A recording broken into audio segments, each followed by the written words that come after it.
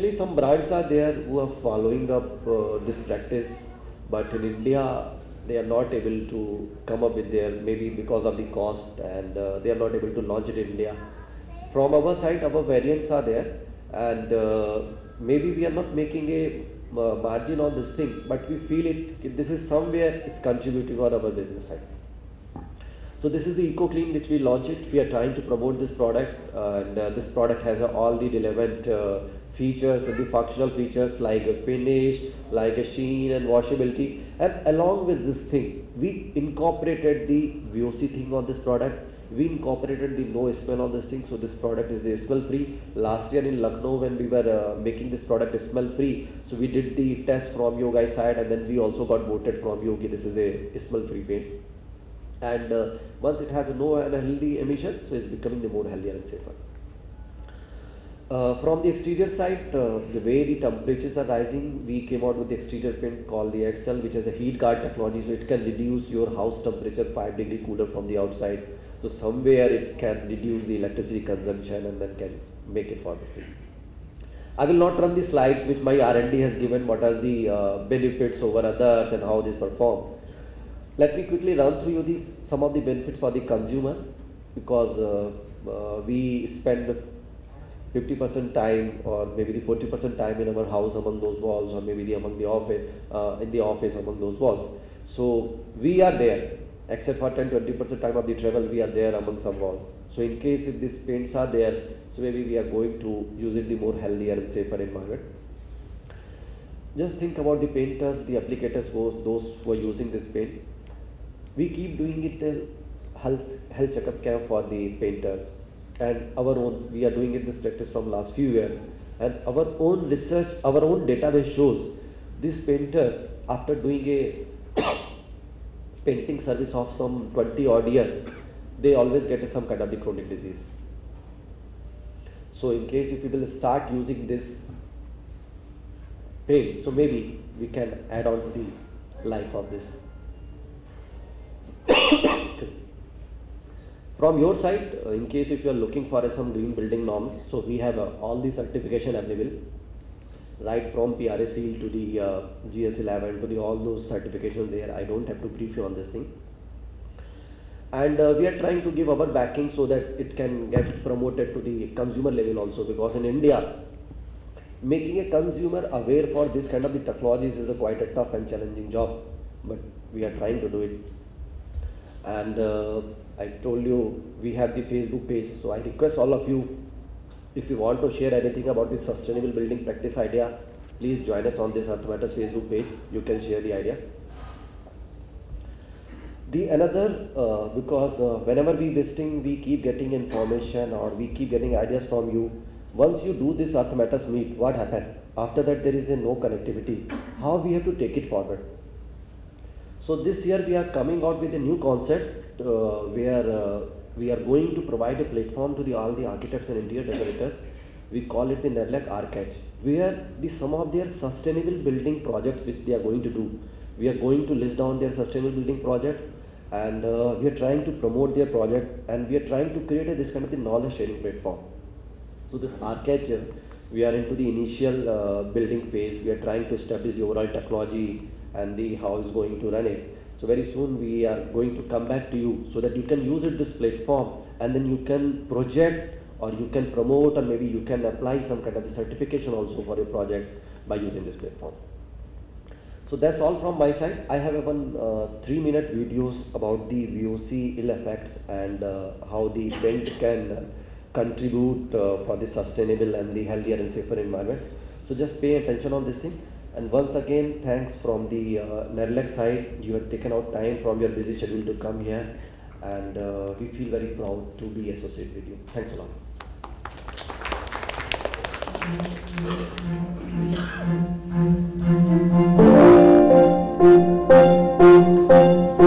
Is choosing paint always about the colors, or the price, or the textures?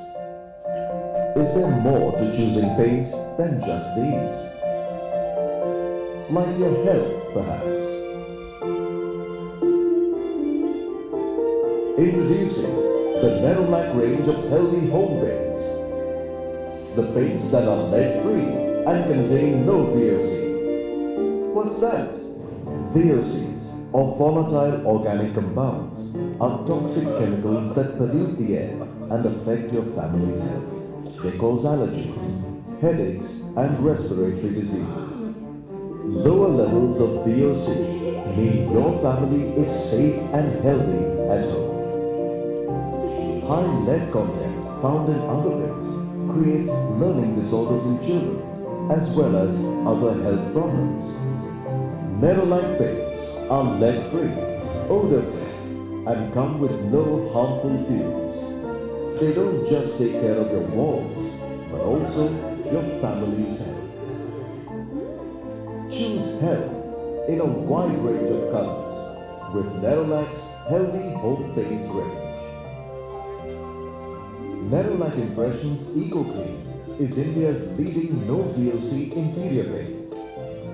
This luxury emulsion is our greenest and healthiest paint. Its unique health-friendly technology cares for your walls, your home, and your family's health.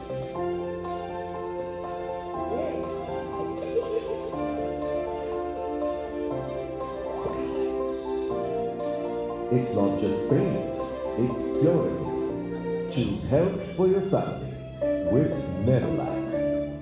Nerolac Impressions 24 karat is a gold standard no VOC interior paint that gives your house a superior sheen. Its unique scratch protection property keeps your home looking new year after year.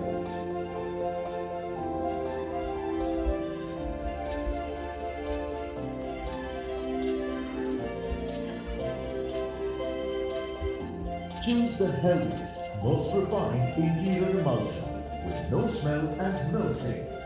Choose Impressions Eco Clean. Choose a gold standard interior emulsion with superior sheen and crack hiding property. Choose Impressions 24 karat. Choose a healthy home with Nerolac. Nerolac Lotus Touch is a low VOC interior paint that gives your house a rich, smooth finish and a sparkling white touch.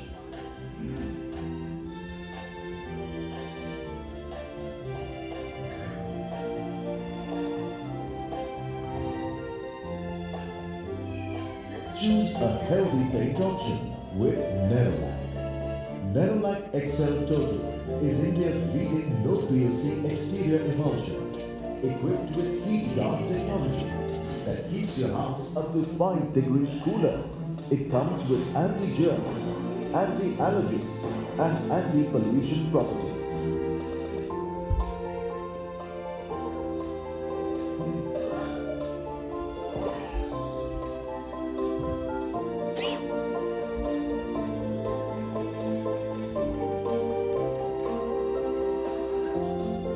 Choose healthy walls with Nerolac. Nerolac XL with specialized anti-peel properties is a no VOC exterior paint that safeguards your walls from germs, allergies, and pollution.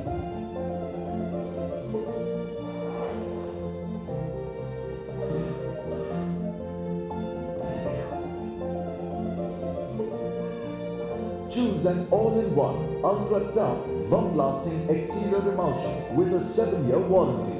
Choose XL Total. Choose an extra tough high-performance exterior emulsion with excellent adhesion that prevents peeling off. Choose XL. Choose healthy colors with Nerolac. Transform your home into an artistic canvas with Nerolac Impressions Ideaz. Choose from a variety of textures, patterns, and prints, or create your own decorative effects to give your house a magic makeover.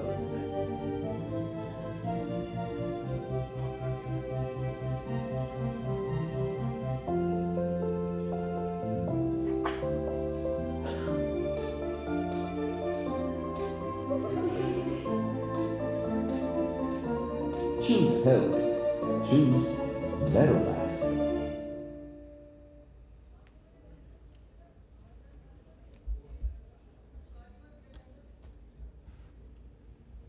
Thank you.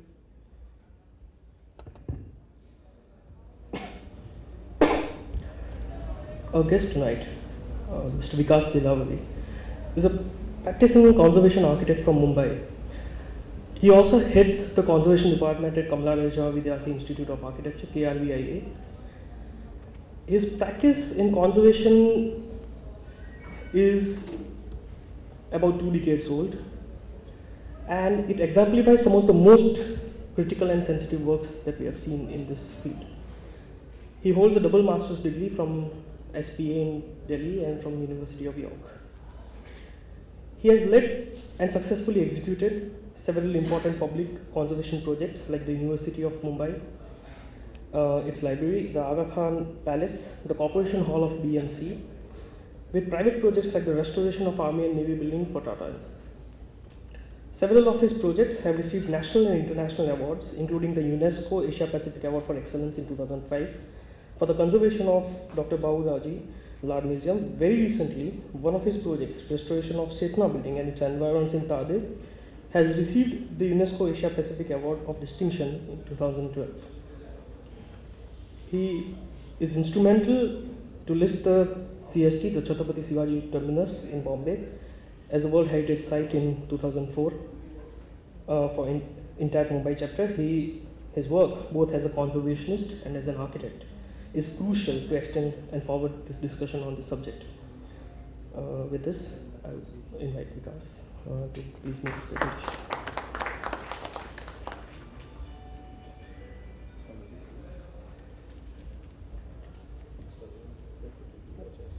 Thank you.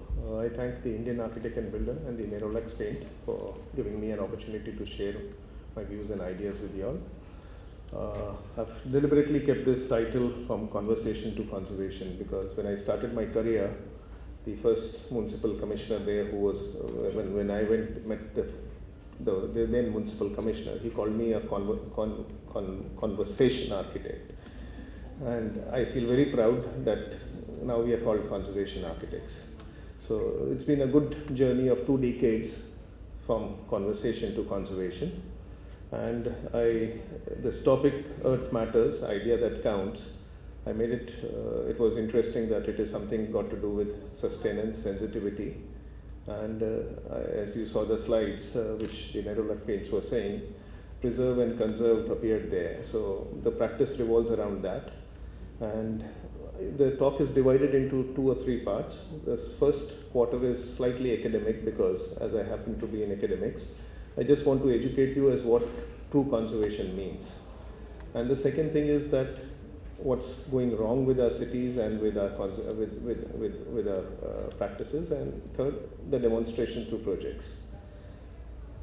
Now, many of you all might be familiar with Mumbai's heritage, but for those who aren't, Mumbai has the following cluster of things which makes it the Mumbai's built heritage, which means the archaeological sites, which are the Canary Caves.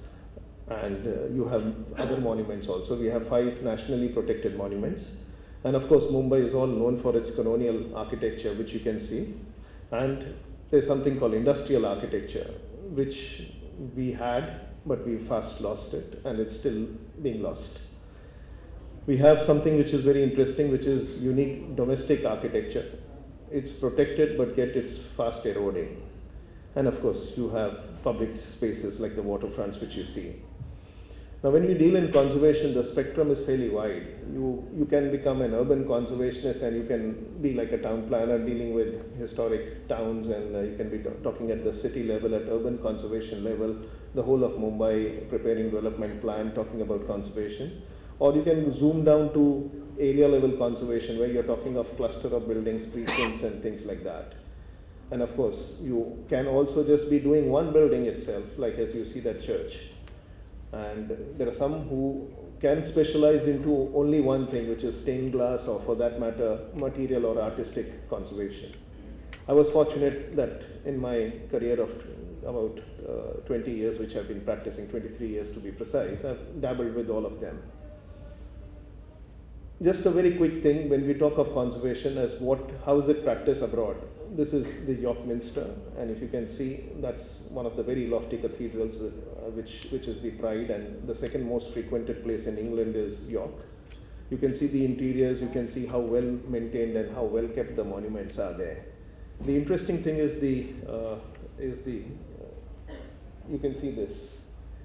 Any conservation project which is receiving funding from the government has to be educative in nature. So you have a model which explains what is the conservation work going on, so that people can understand the importance and can respect and can be aware of it.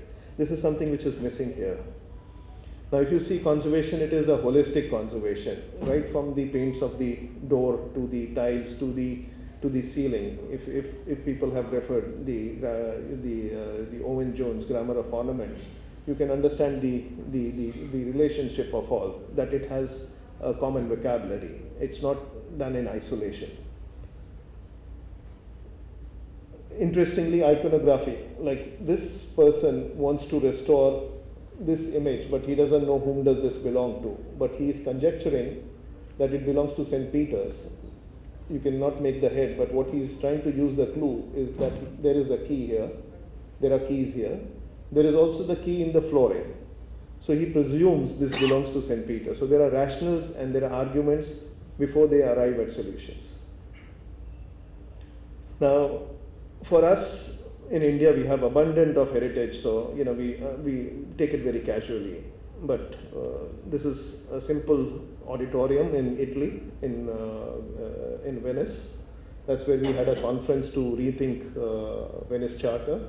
And if you can see, they love to keep the patina. This is not neglected, it is not ignored. It is patina left. This is what Italy is famous for. If you see this is the most frequented place, St. Mark's Square, in the plaza in Venice. And what you see, this is nothing but dust, dirt which is there. They've left the dirt because it gives the patina. They've not tried to clean it. They've left it like that. Now, how sensitive they are, if you see this bridge, you will not be able to recognize that they have added a steel support underneath it, which is very cleverly camouflaged. And yet, the original wooden members are still there. Now, the interesting part is our Indian scenario. We are 3 decades old in terms of conservation, so we are dabbling with this elephant called conservation, and all of us conservation architects and everyone are trying to figure out what this conservation means. We don't have this qualified architectural historians because there's no category, there's no institution which gives you this training here. If there are very few. For them, the building is sacrosanct, they want no change. The developer or the builder is a reverse. He thinks conservation is an obstacle. Conservation means being conservative. He doesn't want that. So the two extreme, diagrammatically opposite people. The interesting thing is the user of society. They're completely ignorant about conservation. There are so many people who use VT station or CST station, but they jump for the train, they jump for the seat, but they don't see the architecture, which is the World Heritage Site around it. The government is primarily unconcerned because for them, living heritage is not on their agenda. For them, development is on their agenda. The ordinary architect, now I don't want to sound as if we are creating difference, I'm also an architect, but the idea is who's not much exposed to conservation is happy doing redevelopment and having maximum FSI and doing beautification as he's ignorant about heritage. A simple example is if you have an interesting old bungalow, if you conserve it, perhaps you might get a fees of 1 lakh. If you pull it down and construct a 20-story building, you might get a fees of 1 crore. But the choice is, which has to be done is it's a difficult question. And you have the last breed, which is conservationist, which is a very minuscule population, 0.01.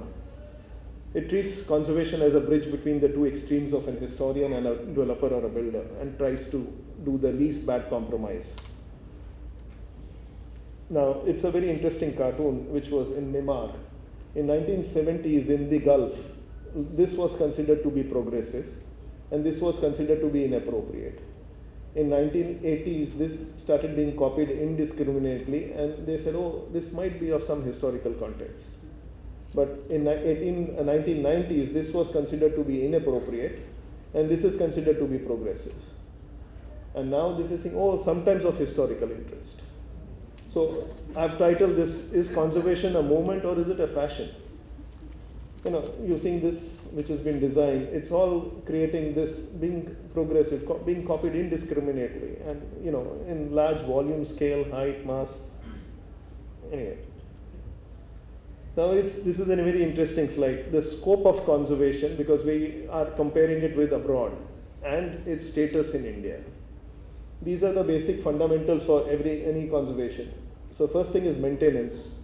It's completely missing because all the cities are frozen with Rent Control Act. So you cannot be comparing yourself to Venice and England and other things, because this is one major thing which is doing it. Now it's interesting, a lot of people say that the poor will be displaced and other things, but I've done a simple conclusion. We've done a study through college. The dish antenna, the electricity charges are 3 times more than what they pay as rent. They don't make a hue and a cry. But when it comes to increasing the rent, yes, it's a matter of, it's political vote banks. Preservation is restricted to monuments and protected sites. Restoration is just emerging, and for those who are practicing conservation, it's different schools of thoughts which are more theoretical in nature. The idea is very few have demonstrated it, so we are debating and we are arguing and other things. Now, skillful repair is something which is required, but is completely missing because majority of your monuments are attended by non-professional helps.